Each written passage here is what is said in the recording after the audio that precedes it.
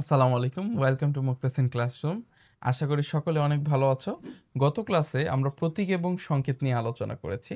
আজকে আমরা যোজনীর বিস্তারিত আলোচনা করব। যোজনী খুবই গুরুত্বপূর্ণ একটি টপিক। এই টপিকটা বুঝলে সামনের কেমিস্ট্রি তোমার কাছে পানির মতো সোজা হবে। তো চলো শুরু করা যাক। এই যে যোজনী, যোজনীকে বলা হয় পরমাণুর শক্তি বা সামর্থ্য। কি বলা হয়? শক্তি বা সামর্থ্য। অর্থাৎ একটা পরমাণু কতটুকু শক্তিশালী, সে কতটুকু এনার্জির সাথে কোনো যৌগ গঠন করতে পারবে, এটা নির্ণয় করে কে? যোজনী নির্ণয় করে। তাহলে এই জন্য যোজনীকে বলা হয় পরমাণুর শক্তি বা তার সামর্থ্য। তাহলে এই যে যোজনীকে বেশ কয়েকভাবে ডেফিনেশনে ডিফাইন করা যায়, এটাকে বেশ কয়েকটা সংজ্ঞায় সংজ্ঞায়িত করা যায়। যেমন প্রথমে আমি লিখেছি, দেখো, কোনো পরমাণু অন্য কোনো পরমাণুর সাথে যৌগ গঠনের সময় যেই পরিমাণ ইলেকট্রন গ্রহণ করে অথবা বর্জন করে, ওই যে সংখ্যাটা যত সংখ্যক গ্রহণ করেছে বা বর্জন করেছে, ওই সংখ্যাটাই হচ্ছে তার যোজনীর সংখ্যা। কি বললাম? যে যখন যৌগ গঠন করবে তখন যেই পরিমাণ ইলেকট্রন গ্রহণ করুক অথবা বর্জন করুক, ওই সংখ্যাটাই হবে তার যোজনী।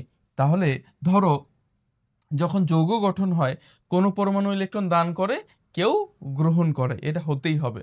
ধরো, আমরা যদিও ওইগুলো এখনো যাই নাই, তোমরা মনে করো যে এই ঘটনাটি ঘটবে, ঠিক আছে? আমরা বিস্তারিত এগুলো আরো শিখব। সোডিয়াম নামের একজন পরমাণু আছে, ক্লোরিন নামের আরো একটি পরমাণু আছে। ক্লোরিন নামে আরো একটি পরমাণু আছে। সোডিয়ামের শেষ কক্ষপথে থাকে একটি ইলেকট্রন, ক্লোরিনের শেষ কক্ষপথে থাকে 7টি ইলেকট্রন।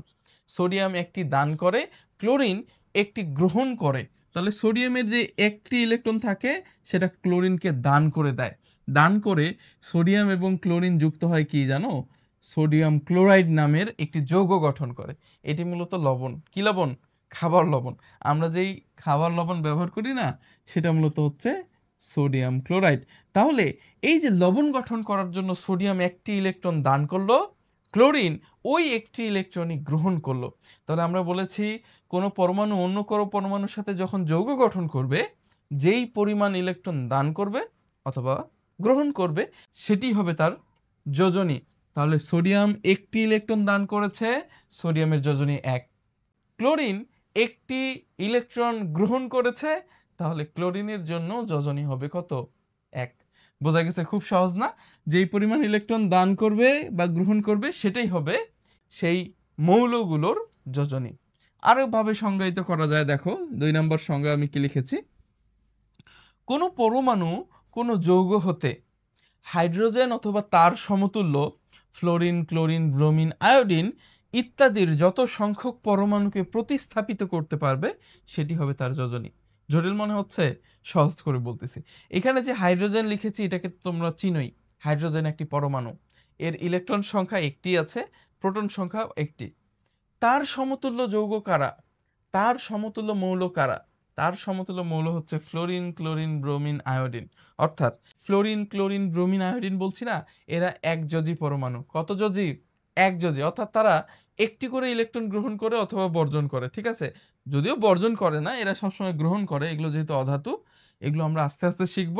মনে রাখো, হাইড্রোজেনের সমতুল্য হচ্ছে ফ্লোরিন, ক্লোরিন, ব্রোমিন, আয়োডিন।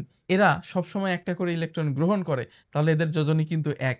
তাহলে আমি বললাম, কোনো পরমাণু কোনো যৌগ হতে, একটা পরমাণু যদি কোনো একটি যৌগ থেকে হাইড্রোজেনকে প্রতিস্থাপিত করে দিতে পারে, প্রতিস্থাপিত অর্থাৎ হচ্ছে রিপ্লেস করে। কি করে? রিপ্লেস। ইংরেজিতে আমরা রিপ্লেস জানি না? রিপ্লেস অর্থাৎ প্রতিস্থাপিত করে দেওয়া, এখান থেকে সরিয়ে দেওয়া, সরিয়ে নিজে সেই জায়গাটা দখল করা, রিপ্লেস করা।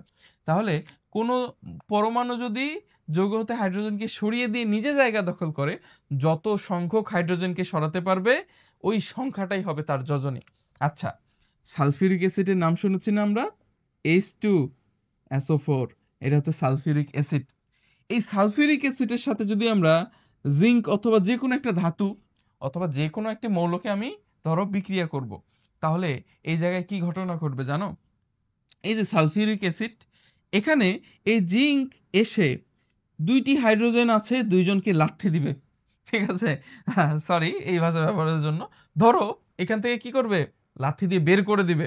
অর্থাৎ এই যে হাইড্রোজেন 2জন ছিল না, তাদেরকে এক কিক দিয়ে বের করে দিবে মাঠের বাইরে।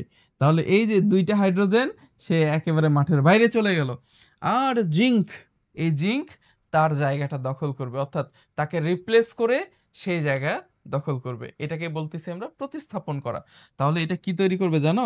এই যে জিঙ্ক হাইড্রোজেনের জায়গা দখল করবে, তাহলে জিঙ্ক বসে গেল, আর এই যে সালফেট থাকলো SO4, এটা গঠন করলো জিঙ্ক সালফেট। কি গঠন করলো? Zinc sulphate. তাহলে এই যে জিঙ্ক, এই যে একটা যৌগ, এটা একটা সালফিউরিক অ্যাসিডের যৌগ, এই যৌগ হতে কয়টি হাইড্রোজেনকে সরাতে পেরেছে? দুইটি হাইড্রোজেনকে। হাইড্রোজেন ছিল কয়টি? দুইটি।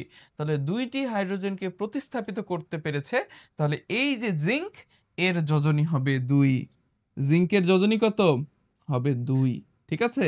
এইভাবে মূলত আমরা আইডেন্টিফাই করতে পারি কোনো একটি পরমাণুর যোজনীকে। আচ্ছা, এটার আরো একটি সংজ্ঞা আছে, সেটা আমরা দেখি চলো। দেখো এই সংজ্ঞাটা কি লিখেছি? যৌগ গঠনের সময় একটি পরমাণু তার সাথে হাইড্রোজেন অথবা তার সমতুল্য, তার সমতুল্য কে কে আছে? ফ্লোরিন, ক্লোরিন, ব্রোমিন, আয়োডিন আছে। তো তাদেরকে যত সংখ্যক পরমাণুকে তার সাথে যুক্ত করতে পারবে, এই সংখ্যাটাই হবে তার যোজনী। তাহলে দেখো একটা যৌগ গঠন করলো, ধরো মিথেন। মিথেন একটি যৌগের নাম, মিথেন। এর সংকেত হচ্ছে CH4। এটাও একটা জৈব যৌগ, খেয়াল রাখো যে এটা মিথেনের সংকেত। ঠিক আছে? তাহলে এই যে মিথেন একটা যৌগ গঠন হলো, এখানে কার্বন তার সাথে কয়টি হাইড্রোজেনকে যুক্ত করতে পেরেছে? এটাই হবে কার্বনের যোজনী।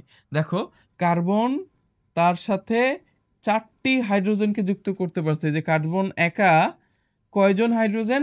4 জন হাইড্রোজেনের সাথে যুক্ত আছে। তাহলে এই কার্বনের যোজনী হবে 4, কারণ সে একাই 4 জনকে যুক্ত করতে পেরেছে। ঠিক আছে? এটার গাঠনিক সংকেত দেখলে কিছুটা এরকম, কার্বনের সাথে চারদিকে হাইড্রোজেন এইভাবে যুক্ত অবস্থায় থাকে। তাহলে কার্বন যেহেতু হাইড্রোজেন অথবা এর পরিবর্তে অন্য কেউ থাকতে পারতো, ক্লোরিন, ফ্লোরিন ইত্যাদি, তাদের যত সংখ্যক পরমাণুকে যুক্ত করতে পারবে, কার্বনের যোজনী হবে ততই। তাহলে এই যে মিথেনে কার্বনের যোজনী ব্যবহার হয়েছে কত? 4। আশা করি যোজনীর এই প্যাচ তোমাদের কাছে ক্লিয়ার হয়েছে। ঠিক আছে? এই যোজনীকে আমরা আরো বিস্তারিতভাবে শিখব। তবে যোজনীর এই 3টি টপিক তোমাদের কিন্তু মাথায় রাখতে হবে। প্রথম কি ছিল? যখন যৌগ গঠন হবে তখন কোনো পরমাণু যত সংখ্যক ইলেকট্রন দান করবে বা গ্রহণ করবে, এটাই হবে সেই পরমাণুর যোজনী।